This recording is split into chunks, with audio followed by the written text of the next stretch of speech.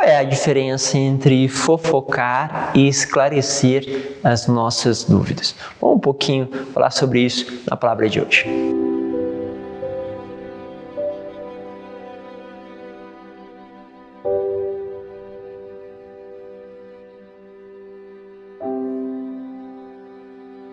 Em nome do Pai, do Filho e do Espírito Santo. Amém.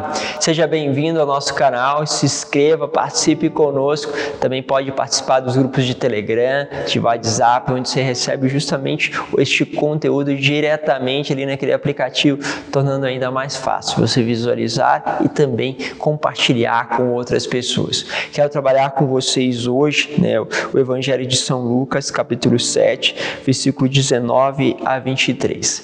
Também quero lembrar, hoje é uma festa muito bonita, festa justamente de São João da Cruz, este homem que com todo o seu empenho, com toda a sua determinação, fez um caminho de recolhimento, ou seja, fez um caminho de se recolher dentro do Senhor, não buscou nada, um amor muito gratuito, um amor que nem sequer buscava aquilo que a própria vida espiritual nos traz na unidade com Deus, de poder viver, mergulhado nessa experiência. Ele não queria ter nada para obter tudo, queria justamente, ao se desfazer de tudo aquilo que ele traz, tudo que justamente passa, que ele poderia sentir de Deus, obter somente a Deus.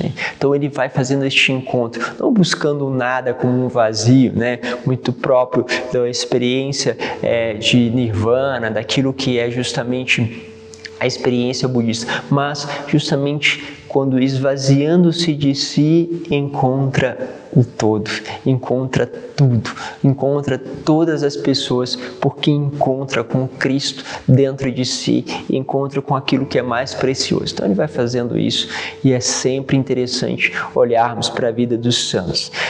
Quero pegar então esta palavra, eu vou ler aqui para vocês. Naquele tempo, João convocou 2 dos seus discípulos e mandou perguntar ao Senhor: És tu aquele que há de vir, ou devemos esperar outro? Eles foram ter com Jesus e disseram: João Batista nos mandou a ti para perguntar: é tu que é aquele que há de vir, ou devemos esperar outro? E aqui eu quero parar já neste momento. Primeiro, João tem uma dúvida e ele podia questionar: será que é mesmo essa pessoa? Olha, porque não tem nele nenhum traço de alguém que vá assumir um poder político. Não há realmente nele traços de que possa ser esse Salvador esperado por nós, que vai trazer uma paz, que é uma paz justamente de ausência de conflito. Não parece ser ele. Ele podia começar a abrir todos os seus questionamentos e começar a conversar com as pessoas sobre este questionamento. Já viu aquela coisa assim: eu acho que fulano não fez bem, por isso, por aquilo outro. Olha só o que aconteceu. Eu acho que aqui ele não está se fazendo correto. E começa a falar com os outros. E aqui começa a diferença. O que faz João? Tem o seu questionamento, mas ele não coloca o seu questionamento para a pessoa. Ele simplesmente pergunta: vá lá, ele não podia ir, estava preso, vá lá e pergunte se é ele que há de vir. Ele pega uma pessoa, não podendo ele mesmo ir diretamente esclarecer, pega uma pessoa íntegra. Por que íntegra? Porque você vai perceber que, tal como João falou àqueles discípulos, tal é a mesma palavra que chega a Jesus.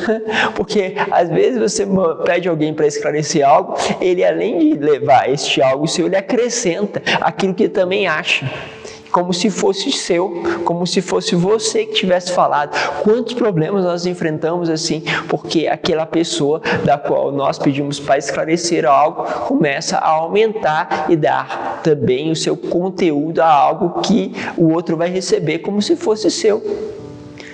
Percebam isso, porque nós podemos estar do lado daquele que é questionado, nós podemos estar no lado daquele que leva a mensagem, e também nós podemos estar do lado daqueles que justamente estão com a dúvida.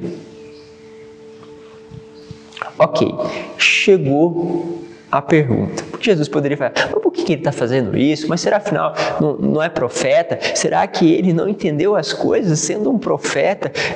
Aonde está a cabeça de João? Alguns de nós reagem assim quando alguém pergunta alguma coisa para nós, porque começamos a justamente minimizar o outro, a colocar o outro para baixo, falando assim, mas por que ele tem essa pergunta tão boba?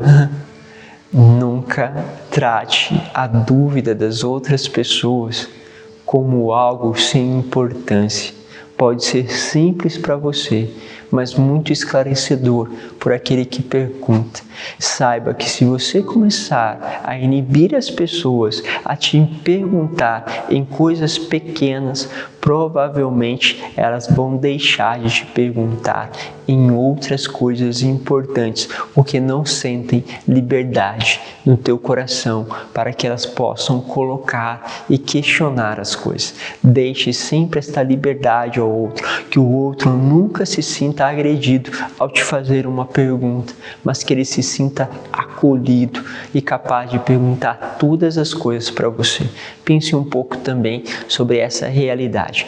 Bom, então isso é o que acontece. Qual que é a resposta de Jesus? Ele vai dizer o seguinte: na mesma hora, Jesus curou de doenças, enfermidades e espíritos malignos muitas pessoas, e fez muitos cegos recuperarem a vista. Então Jesus lhe respondeu: ide contar a João o que vistes e ouvistes. Os cegos recuperam a vista, os paralíticos andam, os leprosos são purificados, os surdos ouvem, os mortos ressuscitam, e a boa nova é anunciada aos pobres.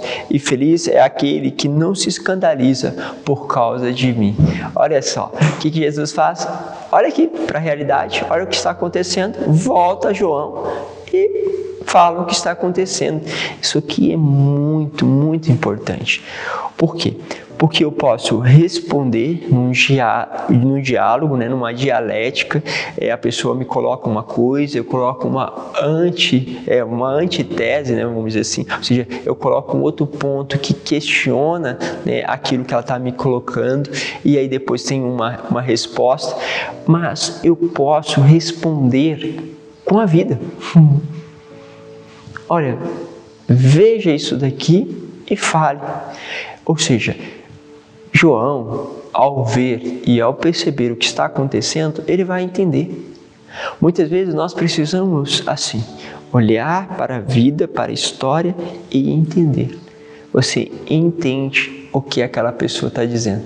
São João da Cruz, já no seu final da sua vida, com já debilitado, falam para ele que mosteiro que ele queria ir. O que faz São João da Cruz? Ele escolhe um mosteiro aonde o superior era, vamos dizer assim, era um pouco avesso, ou seja, não gostava muito daquilo que São João da Cruz fazia e falava. Ele não foi para o mosteiro que melhor lhe acolheria, ele foi para o mosteiro que teria maior dificuldade. O que você, ao olhar para esta história, percebe? Você vai olhar para a história e perceber que, na prática, ele escolhia não o mais fácil, mas o mais difícil. Ou seja, o que ele falou nos seus escritos, ele viveu. E quando você, não lendo o escrito dele, mas você vendo a vida dele, você reconhece a veracidade dos escritos. Porque você vê a vida. Então, isso vale para essas mesmas coisas. Você precisa sempre responder com a vida. Você precisa ser uma resposta que tenha um testemunho. Porque é este testemunho que dá veracidade. Não é à toa que quando nós, como igreja, como a igreja vai analisar um caminho de um santo, a primeira coisa que ela vai olhar é para a história. É preciso atos, ou seja, virtudes heróicas. Testemunho que dê clareza daquilo que se vive. Vamos perceber tudo isso na nossa vida e vamos sempre, muitas vezes, buscar o último lugar. Buscar justamente ali, não ter nada, para ter tudo. Buscar o mais difícil e não o mais fácil. Pense um pouquinho, vai escutar também São João da Cruz. Deus vos abençoe, Pai, Filho e Espírito Santo. Amém.